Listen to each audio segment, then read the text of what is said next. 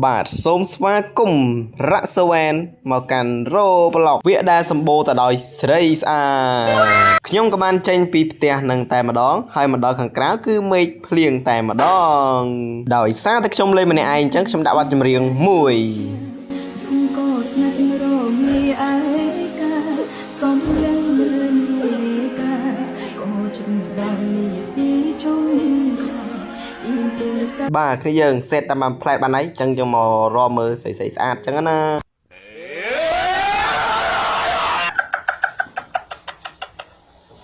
ហើយនៅពេលហ្នឹងខ្ញុំក៏បានជួបជាមួយនឹងនារីម្នាក់គឺស្អាតខ្លាំងមែនតើពាក់ខោពណ៌ផ្កាឈូកអាវពណ៌សសក់សស្គូសដូចយាយចាស់អញ្ចឹងអូអានេះសំដែងសមណាស់ហើយនៅពេលហ្នឹងខ្ញុំក៏ដាក់ថាហើយស៊ីដោយសារតែរងចាំគេយូរពេកហ្នឹងខ្ញុំក៏ដាក់ម្ដងទៀតអីចឹងទៅហើយក៏ខ្ញុំបោះពាក្យសម្ដីបែបប្រុសព្រានហើយអូនសំឡាញ់ម្ដងទៀតដោយសារតែដៃរពឹសពេកហ្នឹងក៏ចុច accept គេក៏ហោះទៅគេតែម្ដងក៏ប៉ុន្តែដោយសារតែយើងហ្នឹងជាបរិសស្មោះអញ្ចឹងគឺគេ accept យើងមកគឺមានស្រីស្អាតចំនួន2នាក់តែម្ដងនៅពេលហ្នឹងគឺខ្ញុំអត់ដឹងថាម៉េចទេកញ្ញានេះគឺអត់សក់ពីយើងកញ្ញាអត់សក់ហើយកញ្ញានេះគឺអត់មុខ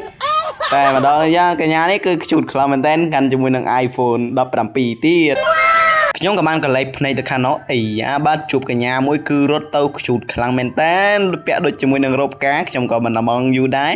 ដោយសារតែយើងហ្នឹងគឺជាបរិសុទ្ធស្មោះយើងទៅញ៉ៃញ៉ងគាត់តែម្ដងក៏ប៉ុន្តែគាត់ហាក់ដូចជាមិនខ្វល់ជាមួយនឹងខ្ញុំអញ្ចឹងគឺគាត់កាន់ជាមួយនឹង iPhone របស់គាត់ចុចតិចតតឡាយតែកំងផ្ទះកំងអីហ្នឹងឯងគ្នាយើងអត់មានខ្វល់ពីបរិសុទ្ធម្នាក់នេះសោះថាបេះដូងមួយនេះវាធ្លុះធ្លាយអស់បាត់ទៅហើយអញ្ចឹងយើងក៏ដើរចេញពីគាត់តែម្ដង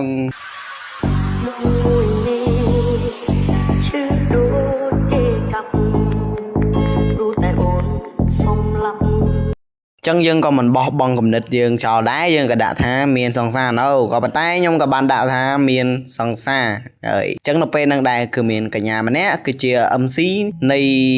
ហ្គេមមួយហ្នឹងគឺគាត់បាននិយាយមកកាន់ខ្ញុំថាវត្តសង្សារគេធ្វើរបៀបឆ្ងល់អីចឹងណាហើយក៏គេថាប្រព្រានឃើញស្រីស្អាតមិនបានអញ្ចឹងយើងក៏សុំគេ3តែម្ដងនាំទៅទស្សនៈតែម្ដងទៅបាទ